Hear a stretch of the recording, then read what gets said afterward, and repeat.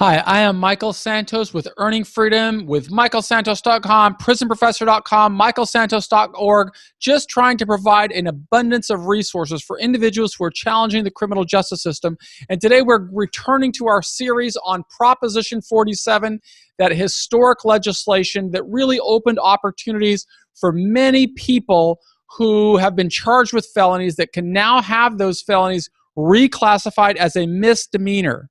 Into this podcast or episode, what we're going to be talking about is just providing a little bit more information about Proposition 47 and how it influences the building of a safer community.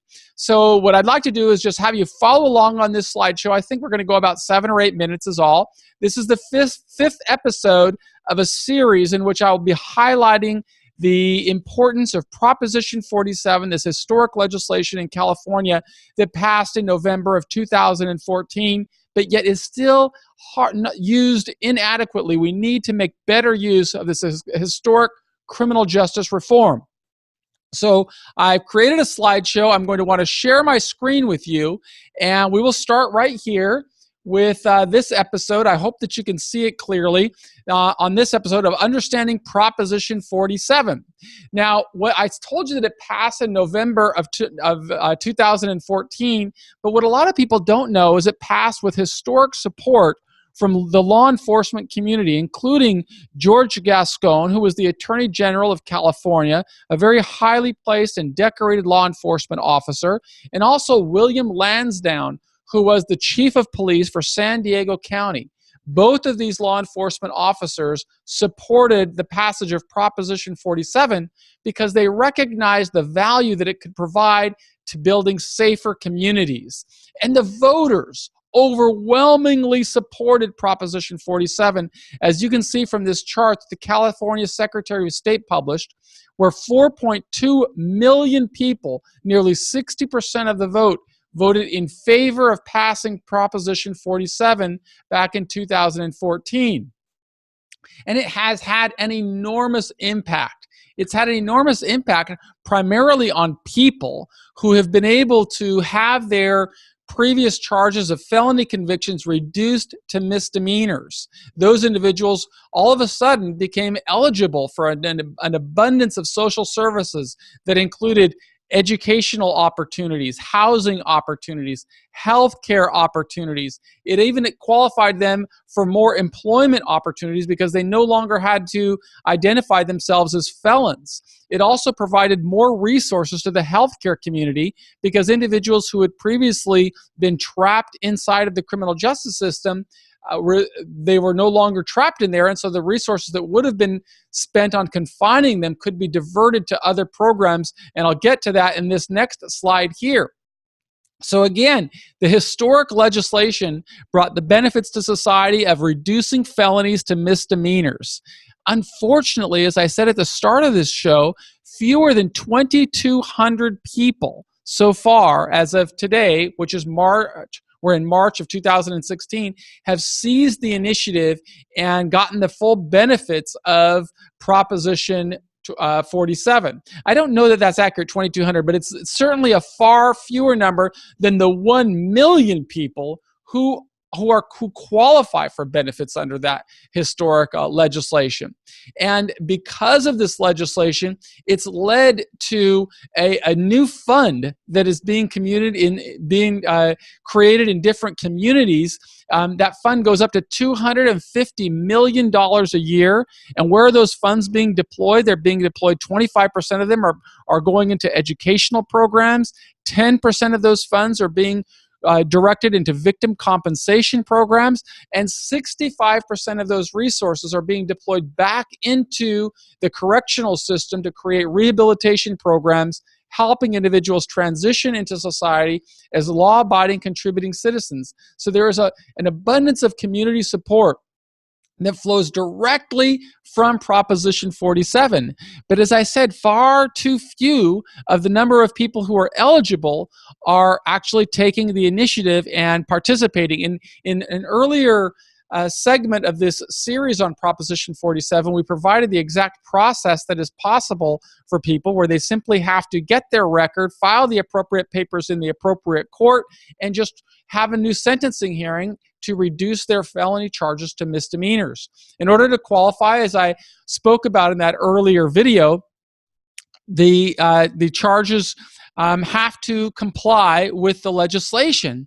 And those charges are if you've been convicted of shoplifting, theft, forgery, fraud, or minor drug possession where the monetary value is less than $950, and the individual doesn't have a history of violence or sexual offenses, that individual can qualify for the benefits under Proposition 47, which is reducing their felony conviction to a misdemeanor. And so, this results in a lot of ancillary consequences to people in society, where there are, nonviolent people are not being construed as or identified as felons, but instead misdemeanors, as they should have been. There's a huge cost savings to the law enforcement community because of Proposition 47. And those resources flow into more social-friendly programs such as healthcare and education and social service benefits. All of this is a direct result of Proposition 47. We've had enormous de-incarceration rates as a result of Proposition 47. More money flowing into education, more community safety opportunities because of Proposition 47. In fact, there are some direct results that were published that are available on Wikipedia showing that the LA County Jail's population decreased from 18,600 inmates prior to Prop 47 down to 17,200 inmates. I mean, that's more than 1,400 fewer people inside of the county jail. The Sheriff's Department reported that there were 1/3 fewer arrests for narcotics because of Prop 47. Why? Because officers weren't going after misdemeanor personal use crimes and locking people up as felonies, freeing them up to pay attention to more serious crimes. In Alameda County and Orange County, Proposition 47 has had such a big impact that the sheriffs have been able to close parts of the jail. In San Joaquin County, the fewer number of people in jail because of Prop 47 has resulted in more resources available for rehabilitation programs. And people who were released because of Prop 47 have had fewer incidences of recidivism. In Placer County, for example, of the number of people who were released under Prop 47, only 14% recidivism rates. Stanislaus County, only 9% recidivism rates. In the CDCR, there were fewer than 0.5% rates of recidivism for the number of people who were released under Prop 47 from the state prison down to the to release because their felonies were reduced to misdemeanors. This opens up a number of opportunities. People are going from the small pond of confinement into the bigger pond of society and able to contribute as law-abiding, contributing citizens. And this is what builds safer, stronger communities when we're all working together.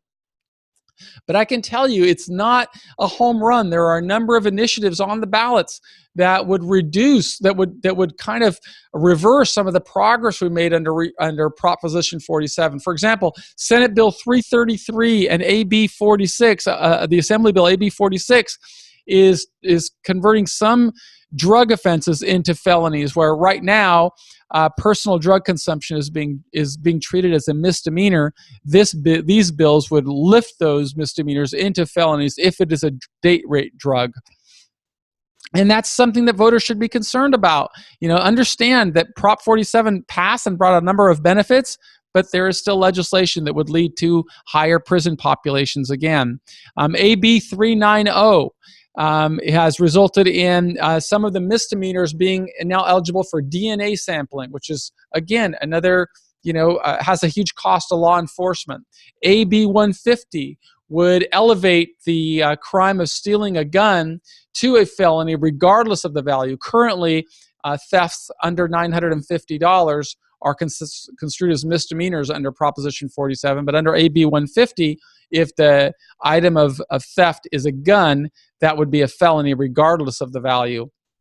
And AB 1104 results in search warrants for certain misdemeanors. Now, I can tell you that there is a wonderful resource out there that's sponsored by the Californians for Safety and Justice at their website, safeandjust.org, which provides a considerable amount of resources for those who want to learn more about Prop 47 and for individuals who think that they may be eligible for a reduction of their felony convictions to misdemeanors may want to look at myprop47.org, which is another great resource for people who want to have their felonies reduced. So on the Earning Freedom podcast, what we strive to do is just provide as much information as we can for individuals who have been tarnished or have had to struggle through the criminal justice system. It's my job to try and show people what they can do to prepare for law-abiding, contributing lives, but also what we as a society can do to improve the outcomes of our nation's criminal justice system. For far too long, we have just placed an emphasis on locking people up, and I am all in favor of criminal justice reforms such as Prop 47, which makes a better use of our nation's criminal justice system. I think we have a long ways to go, but I will continue broadcasting as much content as I can find for people who want to learn about the criminal justice system. And it's always going to be available here on the Earning Freedom podcast. You can get it on iTunes. You can get it through michaelsantos.org, michaelsantos.com, prisonprofessor.com, and Success After Prison. We're just providing an abundance of content. We will also be featuring profiles and interviews with individuals who have benefited from Prop 47 or people who may have something to say about it. If that's you, I encourage you, enter your email, contact us through the website, and we will be very happy to share your insight and perspective on Prop 47 or anything else that would lead to improvements in our nation's criminal justice system. Thank you very much.